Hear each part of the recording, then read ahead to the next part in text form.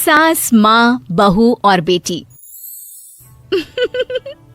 नहीं नहीं, ये कहानी इन सारे के सारे रिश्तों की नहीं, बल्कि 2 रिश्तों में ही सभी रिश्तों के होने की है। अरे बहू, मेरे और तेरे ससुर जी की रोटी मत बनाना, मैं बना लूंगी, दिन तक ठंडी हो जाती है। बहू जो कि एक वर्किंग लेडी थी। नहीं नहीं माँ जी, मैं अच्छे से कपड़े में लपेट देती हूँ ना, आप क्यों मेहनत करेंगी, माइक्रोवेव में गर्म कर लेना। अरे नहीं बहू, मेहनत मत कर, वैसे भी ऑफिस में कम मेहनत होती है क्या, जा रहने दे। लेकिन बहू मानती नहीं, वो सास ससुर की रोटी बनाकर ही जाती है। दोपहर में खाने के वक्त ससुर जी कहते हैं, अरे बहू को रोटी बनाने के लिए क्यों मना कर दिया, क्या हो गया, ठंडा ही तो खाते आए हम लोग हमेशा से। अरे वो क्या है ना, सुबह ऑफिस जाती है, घर का सारा काम करने में वक्त लग जाता है, अरे थकती है वो अलग, तो मैंने सोचा बहाने से ही थोड़ा कम काम करवाऊं। ससुर मुस्कुरा रहे होते हैं। यह तो अच्छा है, बहू को समझना जरूरी है।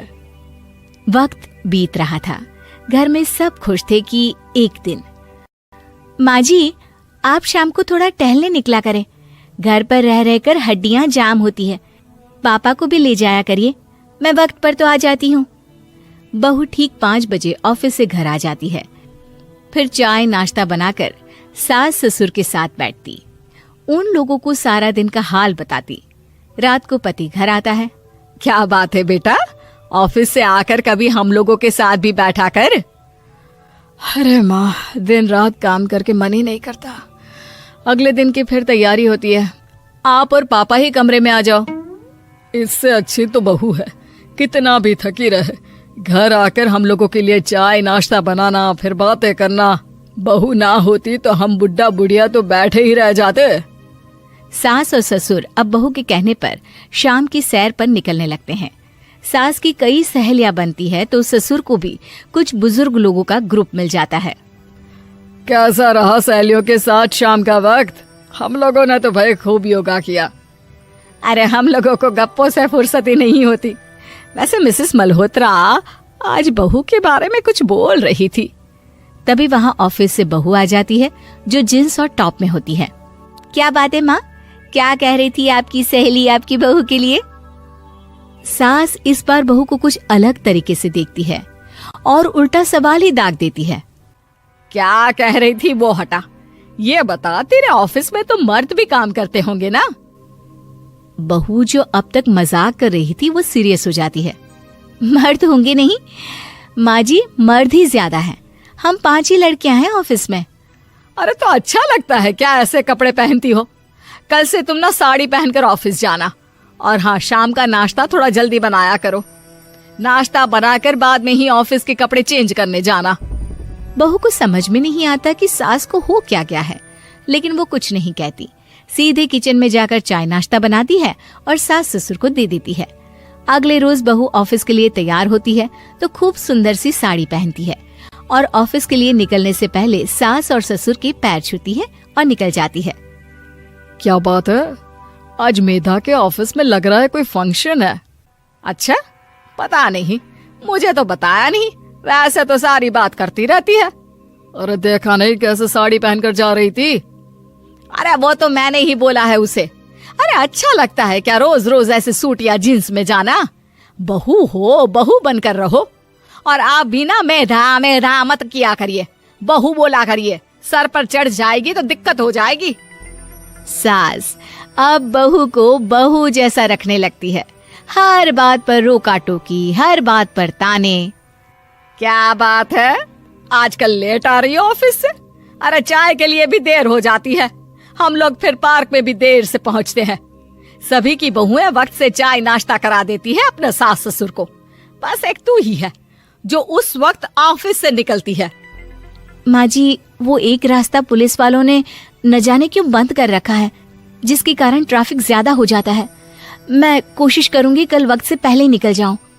ससुर देख रहे होते हैं कि बहू अब परेशान सी रहने लगी है। एक रोज, मेधा, बेटी मेधा। जी पिताजी। बेटा देख जरा कौन सी टी शर्ट अच्छी लग रही है। वो क्या है ना, शाम को सब बदल बदल कर टी शर्ट पहनते हैं, मैं भी सोच रहा हूँ कि आज कुछ अच्छा सा पहन कर जाऊं। हाँ पिताजी, ये सही है। ये लाल वाली ना बहुत जचेगी आप पर। मेरे पापा पर भी डार्क रंग बहुत जचता है। क्या चल रहा है? अरे ससुर के सामने घूंघट तो छोड़ो, ऊपर से रंग बताया जा रहा है टी शर्ट का। अरे बहू, कोई संस्कार दिए नहीं है क्या तेरी माँ ने? बहू इस बार बहुत निराश हो जाती है। वो वहां से तुरंत अपने कमरे में चली जाती है। अब बहू घर का सारा काम करती, ऑफिस जाती, लेकिन साड़ी और सर पर पल्ला लेकर। एक बार पड़ोसन उनके घर आती है। वाह सुमित्रा बहन, बहू का तो रूप ही बदल दिया। ठीक किया, बहू बहू जैसी ही अच्छी लगती है। अच्छा चलती हूँ मैं। पड़ोसन के जाने के बाद सास बड़ी अकड़ के साथ कहती है, देखा मेरा कमाल, कैसे मैंने मेधा बहू को कंट्रोल में कर लिया। अब बारी ससुर के बोलने की थी। हाँ सुमित्रा, बिल्कुल ये काम तो किया है तुमने, लेकिन कभी सोचा क्या खो दिया? क्या खो दिया? मैंने तो कुछ नहीं खोया जी।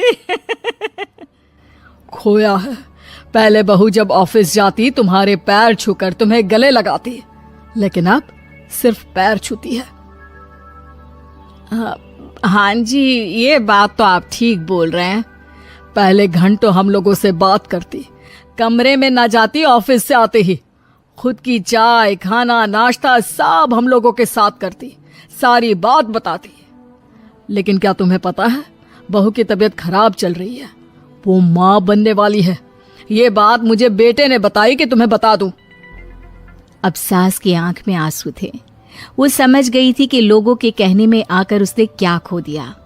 शाम को बहू घर आती है तो माँ किचन में पकोड़े तल रही होती है। अरे माँ जी, आप रहने दीजिए ना, मैं आ तो रही थी।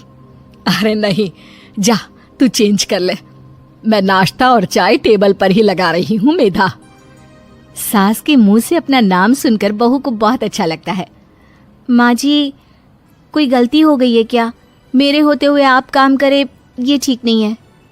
संस्कारी और समझदार बहू सास को माँ समझती है, लेकिन सास की बेवकूफी उसे सास ही बनाकर रखती है। बहू, मुझे भी थोड़े संस्कार और समझदार बनने का मौका दे, जिससे मैं भी बहू नहीं बेटी को देखूं तुझ में। और हाँ, मेरा होने वाला पोता क्या कहेगा कि दादी ने तो मेरी माँ को बहुत परेशान किया। बहू सास को गले लगा लेती है। नहीं माँ जी, वो कहेगा कि माँ को तो दादी ने बेटी बनाकर रखा है।